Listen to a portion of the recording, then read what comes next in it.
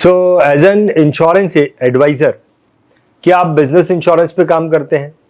क्या आप employer employee scheme पर काम करते हैं? अगर आप बिजनेस इंश्योरेंस पे काम करना चाहते हैं या एम्प्लॉयर एम्प्लॉय स्कीम पर काम करना चाहते हैं तो इसके अंदर जो टैक्सेशन होते हैं, अगर आप उसके बारे में एक अच्छी जानकारी ले लेते हैं तो इसे बेचना आपके लिए बहुत आसान हो जाएगा। इस वीडियो में हम बिजनेस इंश्योरेंस या एम्प्लॉयर एम्प्लॉय स्कीम के बारे में डिटेल में चर्चा करेंगे, इसके टैक्सेशन के ऊपर चर्चा करेंगे और इसे डिटेल में समझाने के लिए हमारे साथ में जुड़े हैं मिस्टर BS पाटिल, जो कि एक रिटायर्ड डेवलपमेंट ऑफिसर हैं, लेकिन जब तक उन्होंने एज अ डेवलपमेंट ऑफिसर काम किया वो टॉप डेवलपमेंट ऑफिसर रहे हैं और बड़े बड़े insurance, business insurance, employer employee scheme को बेचना, ये उनकी खासियत है।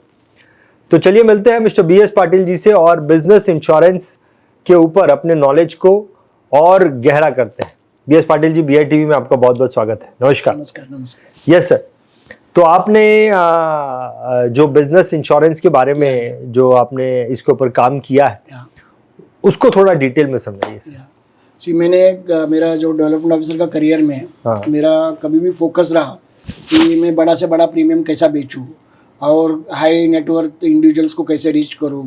पर्टिकुलरली हम लोग पहला कीमैन इंश्योरेंस काफ़ी बेचे थे, बाद में IRDA का जो थोड़ा सा ओनली टर्म इंश्योरेंस कीमैन में अलाउड था, तो उसके बाद हम लोग को थोड़ा गैप आया था। फिर बाद में हमने थोड़ा सा R&D करके एम्प्लॉयर एम्प्लॉय को कीमैन जैसा मॉडिफाइड करके हमने काफ़ी बेचा।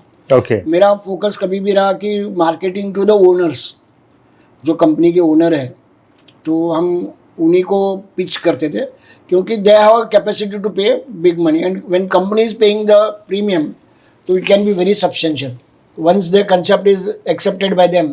तो we used to pitch the concept and as well as the taxation is done से। तो हमने काफ़ी केसेस इस दौरान किया एंड 5-5 करोड़ तक का प्रीमियम हमने बेचा है। एंड जैसे कि हम बोलते हैं कि भाई सोनार की 100 लोहार की 1, अगर हम एक बड़ा टिकट साइज लाते हैं, छोटे छोटे हजारों पॉलिसी से जो प्रीमियम नहीं आता है वो इसमें पॉसिबल है। थोड़ा सा क्या, एक बार आपका कॉन्फिडेंस लेवल बढ़ गया तो automatically you can master in selling such products. And आज भी in spite of so many things changed, still this can be a Trump card for marketing. इससे पहले कि आप इसको डिटेल में समझाएं, मैं सिर्फ आपसे एक चीज जानना चाहता हूं इसकी शुरुआत करने से पहले, कि बिजनेस इंश्योरेंस करके क्या मल्टीपल TOT अचीव किया जा सकता है? 100% कोई भी एजेंट अचीव कर सकता है? यस, जो रिटेल करके नहीं कर सकते बट ये करके पक्के से पॉसिबल है। कोई भी कर सकता है। सिंगल चेक में आपका TOT COT सब कुछ possible, multiple TOT possible. Yes sir, बताइए, आप इस पर बताइए। तो कमिंग टू बात क्या है कि भाई आज नॉर्मली हम क्या आइडेंटिफाई करते हैं, profit making private limited company हम आइडेंटिफाई करते हैं और उसको हम अप्रोच करके हम प्रेजेंटेशन देते हैं। यहाँ पे एक एम्प्लॉयर एम्प्लॉय में बेसिक रिक्वायरमेंट क्या है कि रिलेशनशिप ऑफ एम्प्लॉयर एम्प्लॉय होना ज़रूरी है। अगर डायरेक्टर को अगर सैलरी ड्रॉ कर रहा है तो ही is a employee of the company. Okay, तो हम उसको एम्प्लॉयर एम्प्लॉय में इंश्योरेंस पॉलिसी दे सकते हैं। तो बेसिक कंडीशन क्या है, salary is a must, salary is must, establishment. अभी बात आती है कि भाई why somebody will see, normally 5-10 lakh premium देने के लिए रेडी नहीं होते, तो यहाँ करोड़ों का प्रीमियम क्यों देने को रेडी होते हैं? तो सिंपल बात क्या है कि आज अगर कंपनी अच्छा प्रॉफिट करती है तो गवर्नमेंट को टैक्स दिया जाता है, तो एक बार टैक्स दिया तो पैसा कभी वापस नहीं आता है। तो employer employee can be a powerful tool of tax postponement. And मैंने यहाँ पे एक ऐसा पंचलाइन बनाया था, endless postponement of tax liability perpetually, आज भी नहीं, कल भी नहीं, कभी भी नहीं। ओके हाँ, तो जो भी प्रीमियम भरा जाता है, ओके, कंपनी अपने जो भी डायरेक्टर्स के नाम पे इंश्योरेंस पॉलिसी लेती है, the whole premium can be treated as a business expenses under 37(1). तो आज अगर अच्छा प्रॉफिट करने वाली कंपनी है तो वहाँ पे एक कंसेप्ट उनको अगर दिमाग में बैठ जाता है कि भाई मेरा अगर 10 करोड़ प्रॉफिट है, उसमें से 2-3 करोड़ मैंने प्रीमियम दिया तो मेरा इनकम इतना कम हो जाएगा, उसमें मेरे को टैक्सेशन लगेगा नहीं। और दूसरी बात क्या, एक बार टैक्स चला गया तो पैसा वापस नहीं आ रहा है। तो हम क्या बता रहे कि आज आप एम्प्लॉयर एम्प्लॉय अगर लेते हैं 37(1) में आप बिजनेस एक्सपेंसेस ट्रीट किया और ये पैसा आप खर्चा नहीं कर रहे, इवन तो आप बुक्स में एक्सपेंसेस दिखा रहे हैं, practically you are not spending any single penny, your money you are investing in insurance policy. All traditional plans can be given, saving products can be given, and ये बात। अभी second step क्या है, एक बार आपको टैक्स में expenses मिला तो as long as the policy is in the name of the company, it doesn't become perquisite in the hands of employee. काफ़ी बार लोगों को क्या लगता है कि भाई यहाँ पे प्रीमियम भरा वहाँ पे परक्विजिट होगा। से हम क्या करते हैं कि प्रपोजल जो रहता है, परक्विजिट मतलब सैलरी, हाँ, इट पार्ट ऑफ जो प्रीमियम गया वहाँ पे, हाँ, वो एम्प्लॉय की सैलरी नहीं हुई, नहीं माना जाएगा, वो उसकी इनकम नहीं, वो एक्सपेंस में माना जाएगा। रीजन क्या है कि अगर आप पॉलिसी जब भी लेते हैं तो हमारा कॉन्ट्रैक्ट क्या है कि कंपनी के साथ कॉन्ट्रैक्ट है, पैसा कंपनी भर रही है, तो it's a joint application. Proposal company है, लाइफ एश्योर्ड एम्प्लॉय। ये देखो, जब तक ये पैसा एम्प्लॉय को मिलने वाला नहीं है तो टैक्सेशन की गुंजाइश नहीं आती है। तो there is a concept called assignment. तो जब तक हम असाइनमेंट नहीं कर रहे इंडिविजुअल के नाम पे, तो employee doesn't hold any title in the policy. Insurance उसका है, बराबर, लाइफ उसका कवर्ड है, but as the policy is in the ownership is the company. तो कंपनी प्रीमियम भरी, कंपनी एक्सपेंसेस क्लेम करती है। During the course of the time, any stage company want to assign the policy to employee, then there are two things are there. One is with consideration, second is without consideration. With consideration में क्या होता है, valuable उसकी जो surrender value होती है, that is a consideration value. Okay, उस time पे जो सरेंडर वैल्यू आएगा, तो it can be mutually discussed whether it was to be give as a gift और वैल्यूएबल कंसिडरेशन। वैल्यूएबल अगर कंसिडरेशन अगर डायरेक्टर कंपनी को पे करके अगर खरीदता है, it becomes normal purchase of a movable asset, बराबर है। देन उसको कोई टैक्स लगता नहीं। किसको टैक्स नहीं लगता है? एम्प्लॉय को। एम्प्लॉय को। एम्प्लॉय क्या करता है? जो उसका सरेंडर वैल्यू है। अभी हमने 10 करोड़ का पॉलिसी कराया, हाँ, और गिवन जंक्चर उसकी सरेंडर वैल्यू 3 करोड़ आ रहा है। ओके, तो डायरेक्टर अगर 3 करोड़ पे करता है, डायरेक्टर 3 करोड़ पे करता है, किसको पे करता है? एम्प्लॉय को करता है, कंपनी को पे करता है। ओके, को अपनी जेब से पे करता है। लगेगा, that money will be income in the hands of company, okay, but it will not become purchase in hands of employee. अच्छा, उसका सरेंडर वैल्यू कंपनी ले लेता है। हाँ, ठीक है। तो कंपनी का उसका जो प्रॉफिट एंड लॉस में वो पैसा ऐड हो जाएगा। प्रॉफिट एंड लॉस में। तो रियल केस में एक ऐसी सिचुएशन हमने हैंडल किया था। We had given a policy to a director, and course of the time company started making cash losses. तो डायरेक्टर ने बुलाया था मेरे को कि अभी हमारा प्रॉफिट ही नहीं है, तो हमको क्या करें। तो नॉर्मली क्या होता है कि नॉर्मली हम ऐसा कोई प्लान करके नहीं जाते कि सामने वाला ऐसा बात आएगा तो हम उसको जॉब देंगे। तो we had a courtesy call with our existing customer, वो was a very big customer for me. तो हम लोग ऐसे रूटीन कर्टेसी कॉल के लिए गए थे। तो उसको क्या लगा, कुछ नया मार्केटिंग करने के लिए आया, तो उसने पहले अपना दुखड़ा पता खोल दिया। बोलता अरे मैं तो 10 करोड़ लॉस है। तो मैं बोला सर कोई बात नहीं। तो मैं बोला सर मैं तो कुछ पिच करने के लिए, आप बात करने के लिए नहीं आया था, और मेरे को मालूम नहीं था कि दिस इज द केस। तो मैंने बोला सर कागज मंगाइए, मैं आपको सोल्यूशन प्रोवाइड करता हूँ। I didn't have any thing in the mind कि कस्टमर ऐसा बोलेगा तो उसको क्या जॉब देंगे। काफ़ी बार क्या होता है, हम वर्किंग करके जाते हैं, फिर on the spot live presentation था। तो मैंने उनको क्या बोला, सर जब भी पॉलिसी हमने बेचा था, आपको असाइनमेंट के बारे में हमने भले बात किया होगा, बट ये सब बात को 10 साल हो गया और मुझे इतना पक्का है कि आपको याद नहीं रहेगा। तो मैंने उनको क्या बोला, sir there is some provisions are there. जी आपकी जो पॉलिसी है उसके सरेंडर वैल्यू आज 10 करोड़ पूरा है, कोइंसिडेंसली फुल वैल्यू है, और आपने 10 करोड़ कंपनी ने भरा, 10 करोड़ वैल्यू हो गया। अभी this you can purchase from company by paying 10 crore. तो कस्टमर बोलता है मेरे पास पैसा, खुद के पास भी पैसा नहीं है। बोला कोई बात नहीं सर, हम वो भी प्रोवाइड करेंगे। तो उसको मैंने क्या बोला कि this policy will assign you with consideration. तो क्या होगा कि आपको कोई परक्विजिट नहीं लगेगा 10 करोड़ पे। अच्छा, जो पॉलिसी आपके नाम पे एक बार असाइन करेंगे, जो भी कंपनी को पैसा देना है, that same money we can borrow from LIC 10 crore in personal name. 10 crore रुपया कंपनी बोरो करे, इंडिविजुअल बोरो करेगा और कंपनी को पे करेगा। तो कंपनी को लॉस है, और ये 10 करोड़ जो आएगा तो प्लस माइनस 0 हो जाएगा। बिजनेस लॉस, बिजनेस इनकम हो गया, तो उसको कंपनी को भी टैक्स बचा और आपको भी 1 रुपये का टैक्स नहीं। बोले सिचुएशन इतना परफेक्ट बन गया है, एंड होल प्रोसेस भी कंप्लीटेड। 10 करोड़ रुपये LIC से लोन लेके दे दिया। तो दिस इज नॉर्मल ऑप्शन क्या था सबको, विदाउट कंसिडरेशन हम पॉलिसी असाइन करेंगे। तो यहाँ पे क्या होगा, पहला ऐसा केस, लाइव केस आया मेरे साथ कि जहाँ पे वैल्यूएबल कंसिडरेशन का हमने पूरी तरह से फायदा लिया, क्योंकि कंपनी को लॉस था। नहीं, एक चीज ये समझाइए, विदाउट कंसिडरेशन इसका क्या मतलब है? विदाउट कंसिडरेशन मतलब हम कुछ पैसा दे नहीं रहे। किसको? कंपनी को।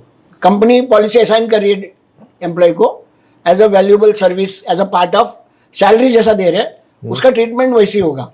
तो it become part of perquisite.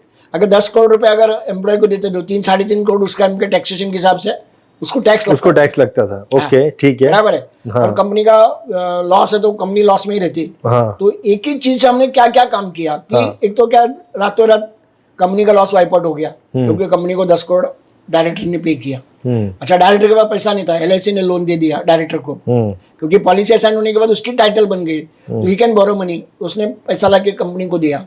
और दूसरी बात क्या कि because you had paid 10 crore for 10 crore, सी जिस कागज की वैल्यू 10 करोड़ था, आपने 10 करोड़ में ही खरीदा, तो आपको कोई मुनाफा नहीं है, क्या गेन नहीं है, इसको भी टैक्स नहीं है। तो the whole game work so very well. पैसा भरने के टाइम पे भी हमने टैक्स बचाया प्रीमियम पे, 10 करोड़ प्रीमियम पे, और अभी भी हमने टैक्स नहीं भरा। नहीं, तो मुझे एक चीज बताइए कि पैसा भरने के टाइम टैक्स बचा, वो तो समझ में आ गया। 37(1) पैसा लेने के टाइम टैक्स, अगर मेरा जो भी मुझे पैसा आना है, तो मैं अगर उसका लोन ले लेता हूँ, ठीक है, और लोन लेने के बाद वही लोन जो है मैं वापस दे देता हूँ, अब जो मुझे मैच्योरिटी आएगा वो टैक्स फ्री हो जाएगा? नहीं, मैच्योरिटी टैक्सेबल रहेगा। हाँ, बराबर है। अभी क्या होगा कि ये जो केस स्टडी जब भी हुआ था, तभी इनकम टैक्स के कुछ रूल्स अलग थे, उसके बाद बहुत सारे रूल्स चेंज हो गए, तो then maturity become irrespective taxable. Okay, but उस टाइम में क्या होगा कि ये जो ट्रांजेक्शन किया था, 10 करोड़ का जो पे किया था, प्रोपोर्शनेटली बैलेंस अमाउंट पे टैक्स लगेगा। असाइनमेंट के बाद, हाँ, जब भी मैच्योरिटी आएगी डिफरेंशियल पे टैक्स लगेगा। बट जब भी हमने ये सब ट्रांजेक्शन किया था तभी उसको टैक्स लग नहीं रहा था। अच्छा। ओके, तो आज वैल्यूएबल कंसिडरेशन, विद कंसिडरेशन या विदाउट कंसिडरेशन, नॉर्मली सब लोग विदाउट कंसिडरेशन करते हैं। तो अगर कंपनी ने पॉलिसी गिफ्ट कर दिया तो it will become perquisite in hands of employee and you have to pay tax as per the value. बराबर है, ठीक है। तो this is the normal process. और आज की तारीख में जो भी मैच्योरिटी आएगा वो टैक्स लगेगा। अभी आप, मैं बता रही, पैसा भरने के टाइम इनकम टैक्स का रूल क्या है, अगर आपने कोई चीज एक्सपेंसेस क्लेम किया तो maturity will become business income. बराबर है, वो ओनरशिप कंपनी का है या इंडिविजुअल का है, but what you are doing, you are postponing the tax liability. तो कस्टमर ने बोला फिर फायदा क्या हुआ? तो मैंने क्या बोला, सर जिस साल मैच्योरिटी आएगा वो टैक्सेबल इनकम आ रहा है, तो आपके पास चॉइस है कि LIC allow you to take money in instalment, 10 to 15 instalment. अब 10 करोड़ का 10 इंस्टॉलमेंट मिलेंगे, 1-1 करोड़ रुपए आ रहा है, एंड मार्जिनल जो भी इंटरेस्ट रेट पेएबल है they will pay you. But अगर उस टाइम पे अगर हमने नया एम्प्लॉयर पॉलिसी लिया विद सिमिलर प्रीमियम्स, जैसे पैसा आ रहा है LIC से 1 करोड़ आ रहा है और 1 करोड़ हम प्रीमियम दे रहे हैं, प्लस माइनस 0 होगा।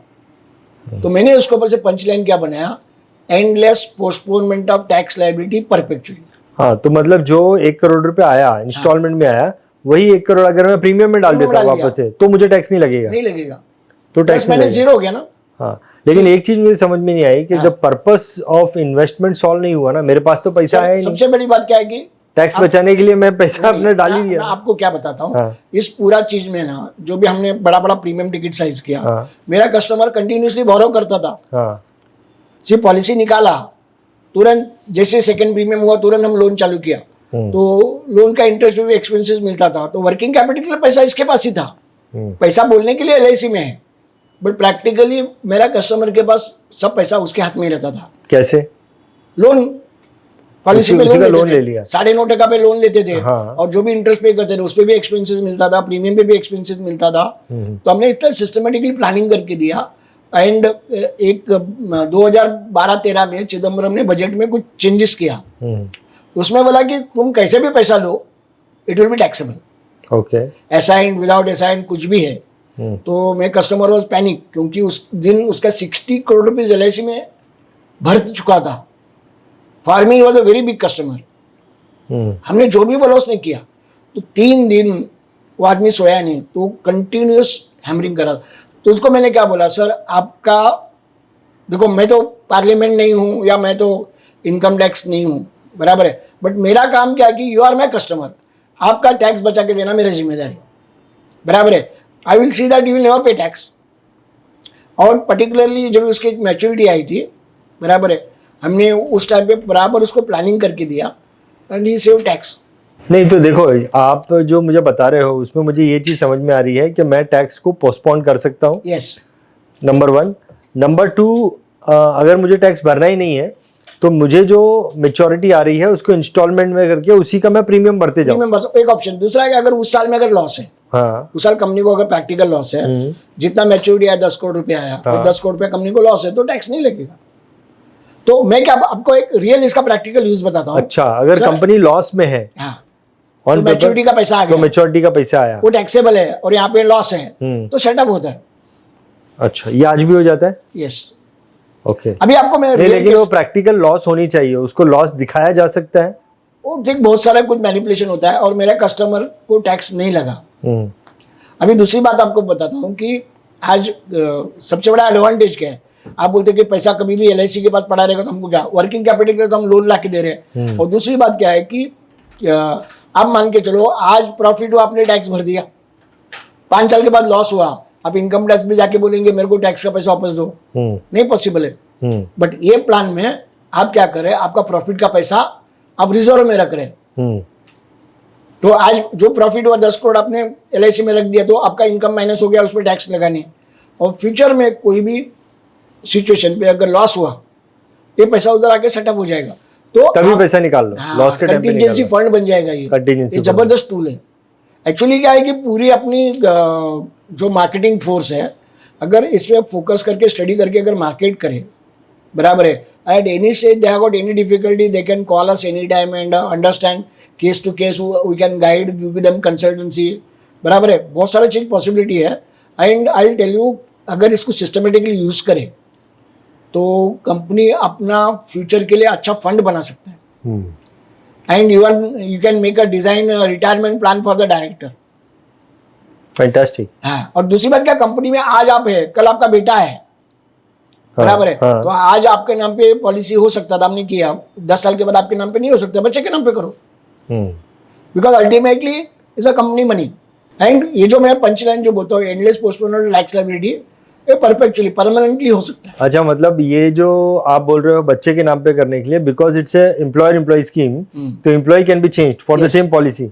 नहीं, वो पॉलिसी खत्म हो गया ना, मैच्योरिटी आ गया। मैच्योरिटी आ गया। अभी मैच्योरिटी हम इंस्टॉलमेंट में ले रहे हैं, 10 से 15 टुकड़े में ले रहे हैं, और बेटा भी आएंगे तो उसके नाम पे हमको, तो वही पैसा बेटे के नाम पे डाल दिया, वही पैसा हो गया, बेटे के नाम पे डाल दिया। अपना एजेंडा क्या है कि टैक्स नहीं भरना है, टैक्स नहीं भरना है, और कुछ भी इलीगल नहीं। And it can become very powerful tool. And आज अगर मैं बताता हूँ, जोबा कॉर्प से आपको कम से कम 50-60 लाख कंपनी जो अवेलेबल है pan India, pin code wise data available है जोबा कॉर्प में।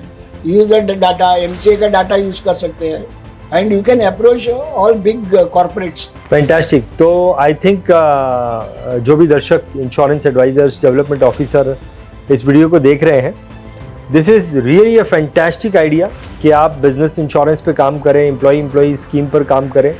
और आपको इस वीडियो को देखकर समझ में आ गया होगा कि कैसे एक बिजनेस ओनर अपना टैक्स सेव कर सकता है, कंटिजेंसी प्लानिंग कर सकता है, फ्यूचर में इंश्योरेंस जो है अपने बच्चे के नाम पे ट्रांसफ़र करके अपने टैक्सेशन को लगातार बचाए रख सकता है। तो this is a good scheme, आप इस पर काम कीजिए।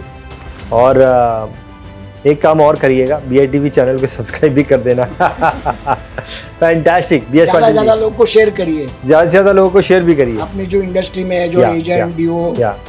Perfect, fantastic. पाटिल जी, बहुत बहुत धन्यवाद, thank you very much. You are very, very valuable to our insurance advisor friends. Yes. Anybody has any queries, they can call us.